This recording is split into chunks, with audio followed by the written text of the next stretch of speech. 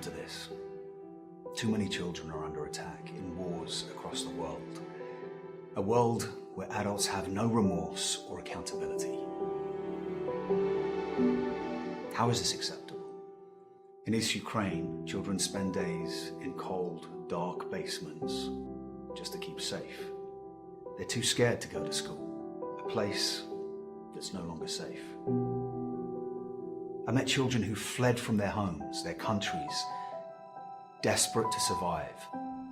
I felt the fear of children caught in conflict, the terror, the uncertainty. I think of my own son. How would he cope? How would I cope trying to keep him safe, to help him have a childhood despite the violence and the bloodshed? The world is failing these children.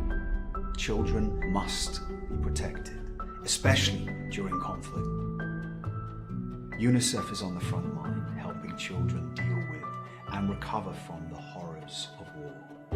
With more conflict now than any time in the last 3 decades, UNICEF needs you to help them reach every child.